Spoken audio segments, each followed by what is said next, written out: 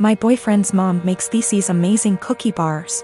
She makes them for the holidays and family gatherings, and people always request that she brings them. I asked for the recipe once and she laughed and said no, that it was hers and she doesn't give it out to anyone. I dropped it and never asked again. I started baking a lot during the pandemic. It's been fun for me in my downtime. I decided with my free time to try to recreate the cookie bars my boyfriend's mom makes. I pulled up recipes that sounded similar from online blogs and started baking and tweaking. It took about 5 recipes and batches, but I finally nailed it down. Her secret recipe ended up essentially being a cookie bar known as a Carmelita. I then decided to make it my own and improve it to my tastes. I used higher quality chocolate, made sauce with local homemade caramels, used flaky sea salt on top, vanilla bean paste instead of extract, added a pinch of this fantastic organic cinnamon I had on hand.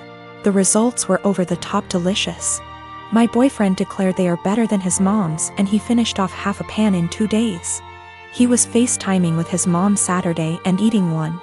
She asked what it was and he said, "One of your caramel bars." Joe found a recipe online but made it even better. She lost it. She started yelling about how awful I was for making her cookies and how I had no right. He told her that she was overreacting and quickly ended the call. She started blowing up my phone with nasty texts about what an asshole I am. I explained to her that I found the recipe I used online where it was very public. I had actually tweaked that to make it more my own. And that I wasn't ever planning on bringing them to an event she's at, so I did not see what the big deal was. She didn't care. She called me names and told me I was wrong for baking a recipe that I knew was similar to hers. She isn't speaking to me or her son. While I don't think my boyfriend should have made the comment about how I made it even better to his mom, taking that out of the equation, she thinks I'm an asshole for even making them to begin with. I disagree, but from the texts from her and a couple other family members of hers, they think I crossed a line. My wife, Irene, is very fit. She likes working out and has a proper exercise regime, etc. She believes that if she feels good, she looks good, and she feels good working out, so who am I to stop her? My brother, Will, spent the latter half of last year going through a messy divorce and now needs a place to stay. Though my brother and I aren't very close, I figured he would only stay with us for a couple weeks until he got back on his feet. Will is a typical gym rat. He's always on a very strict diet, always working out and bragging about his gains. I've worked out with him a few times and he's a little obnoxious. He's always mad at you if you don't work at his pace and is always trying to correct your form. He's a pretty fit and muscular guy, but I don't like to exercise with him. Will has been pushing Irene to work out with him because, according to him, she won't be able to keep up with him. Irene mostly just shrugs him off with a laugh and tells him she would love to work out with him. Irene works out in the mornings, 3 times a week, and then does a run in the evening. But she's been busy this past week and hasn't been able to stick to her usual schedule. Will thinks that she's making excuses because she doesn't want to be embarrassed by him. Again, Irene just laughs him off. About 2 days ago, Irene and Will went on an early morning run. I didn't go with them, but the first thing I heard when Will entered the house was, "The only reason I couldn't keep up with you, Irene, is because you were sweating too much." I found this extremely comical, and kinda just laughed him off. Irene rolled her eyes and went to take a shower, so I thought that the conversation would die. However, Will just kept bringing up my wife's sweat. My wife went to work and he told her to make sure she doesn't sweat through her clothes, or when she called me in the middle of day. He yelled, "Tell the sweaty." I said hi. Of course, the comment aggravated me and I told him to knock it off and stop acting like a child. I thought that was the end of it, but he just kept going. By the end of the day, I was tired of his comments, but Irene seemed rather unfazed by them. When she served him food, he made a comment about her sweating into the food. At this point, I was at my wit's end and I told him to stop acting like a sore, slow, referring to his running pace, loser, and eat his food. Will, of course, got angry and said the only reason he was going slower than usual was because he was distracted by my wife's unhygienic sweat. Irene looked a bit offended by this, and I told Will that I would kick him out if he made another comment like that. He's been super pissed ever since. I jokingly told this story to a mutual friend and they agreed with Will. Maybe I shouldn't be so harsh. I didn't expect this amount of responses. I've decided to kick him out. He will be staying at a nearby hotel now. Me and my daughter, Anya, are from India. Our native language is Hindi. She's 11 years old now.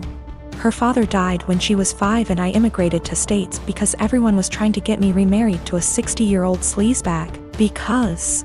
Oh no. However will a woman live or raise a child alone? I started dating my now husband when Anya was 6. He had a 5-year-old son, Ben, 50% custody. Me, Anya, Ben, husband and Ben's mom get along really well. The kids were very well adjusted and they were genuinely happy when we got married. Whenever tensions arose, we dealt with them patiently. Let's just say after walking through the minefield of Indian family / drama, diffusing these toy bombs were very easy. Anya has a habit of talking in Hindi when she gets really excited. Sometimes, while talking to me, she starts talking in Hindi without even realizing it. This wasn't a problem. If she does that while others are around, I would remind her and she would revert back to English. Few months ago, Ben's mom passed away and he came to live with us full time. He has a room already and we put Ben into therapy immediately. A week ago, Ben walked in when me and Anya were cooking and we were talking in Hindi and he started crying. He told me he is feeling bad that he can't understand what we are saying. I hugged him and consoled him and assured him that we didn't do it to exclude him purposefully. And then Anya started crying and apologized. The whole thing was just heartbreaking. Since then, Anya has been making conscious efforts to talk only in English and I can tell that it puts Ben at ease. Yesterday, however, she was frustrated and started lamenting about school work in Hindi to me. Me and Anya were in the living room and Ben and husband were in the kitchen and they heard it. Later that night, my husband told me how he thinks we must start thinking about giving punishments whenever she speaks in Hindi unconsciously until Ben starts feeling better. I was horrified at this suggestion. I have never pulled the "she is my daughter, not yours" card. But this is the hill I am willing to die on and use that card if necessary. Whether he likes it or not, it's her first language. Expecting her to always converse in her second language, even when she is feeling some extreme emotions, is just cruel. Especially after she is genuinely making an effort to make Ben feel more comfortable. It's almost like punishing for her heritage or for her being Indian. Of course, this is a huge point of conflict between me and my husband. I think it's unfair to do this to Anya, even temporarily. He thinks me and Anya are unnecessarily making feel Ben bad while he is mourning his mother, while we can try and prevent it. Both of us are conflicted here. Boyfriend and I have been together for 6 years, work our day jobs together, and also run a side business together. He's my best friend, and despite managing to get past and through a lot together, he hasn't proposed. His family is starting to pressure us to get married, but he said he hasn't decided yet. He has said that he wants to get married and have a ton of kids, so what he means is, he hasn't decided if he wants to marry me. My ego is a little hurt. What else does he need to know that he hasn't already learned in almost 7 years? Is indecision the same thing as a decision in this case? We both started therapy separately very recently to work through some trauma and cope with anxiety. I don't know if I should wait to see if he'll come to some kind of epiphany in therapy, or if I should leave and save the decision for him.